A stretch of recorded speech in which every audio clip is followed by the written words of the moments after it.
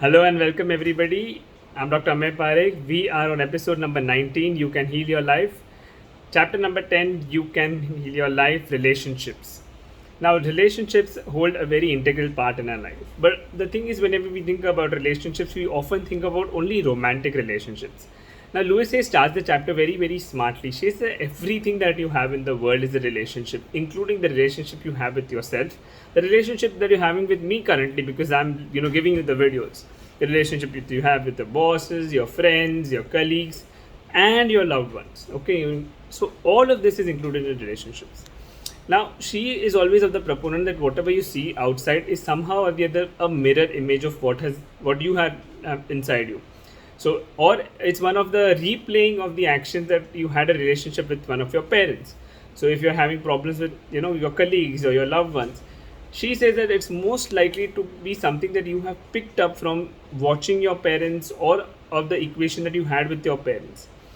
Now, when we talk about these things, it's called limiting beliefs. It's about how we have started accepting certain things about ourselves, or we project in a certain way.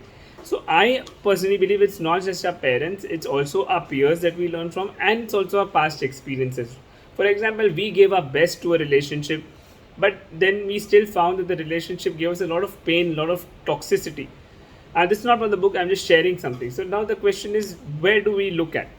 So at this self, I personally believe that it's very important to have a relationship with yourself also.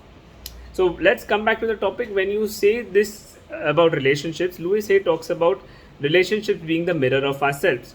So what does she do? Where she gives one exercise in this chapter. It's called us versus them. What do in this exercise? You look at one person in your life. Look at a moment for someone in your life. You ask yourself what bothers you about them. Then you note down three things. Okay, you note down three things that you kind of dislike about them. Now these are the things you want to change about that person. Now you close your eyes and you sort of look back at yourself. Is there a belief system associated to these changes? Like, is there a rule on your side that you want to kind of that is not acceptable to you, or somehow are you doing this kind of behavior maybe with someone else? Okay, for example, if you're not having a good relationship with your boss, okay, like your boss is very critical of you, are you critical of somebody else? So now you need to note down these points and ask yourself, are you willing to change? Are you ready to make the effort to kind of move forward to bring about that change in your behavior? Because she says that once you start bringing about change in your own behavior, there are two things that is going to happen. Either the other person will change, or more likely you will be at a place where you're very calm and the other person may actually leave your life also. When we talk about relationships, we want to create an environment that is healthy and more conducive to us also.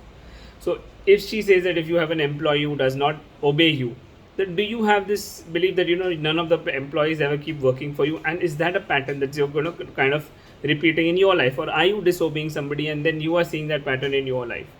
Or you have a friend who is not dependable and always keeps kind of putting you down or letting you down in some way, then have you been undependable somewhere? Have you sort of not been able to be the right friend? Or you have a loved one that you kind of give everything to, but somehow they behave very cold with you. Have you observed that coldness in your relationship with your parents, or have they had that kind of coldness? So in the us versus them, it's very, very important for you to first analyze what it is that you dislike about the other person. See if it is there somewhere in your mind, in your subconscious. Heal that area. Work on yourself, giving that self love that is required. When it comes to finding true love, she says the same thing. When you hunt for true love, you're never going to find. You have to attract it. You have to decide the kind of person you want to be, and the person that is up to your standards. Because when you are in that vibration, where you're in that zone, that's when the true love is going to come in your life. So in relationships, it's basically, are you keeping your relationships away for some reason, is what she always says. And if you are, or if something is going wrong, then what is it that you can change within yourself? For example, if you're getting too angry all the time, or you keep seeing anger in your life, is there something that is unhealed within you? Then let's work on that first. I hope you guys are doing all the exercises from the previous sessions. Please do share all this so that we come to know that you are really working, and let us know how the experience has been. So until next time, signing off.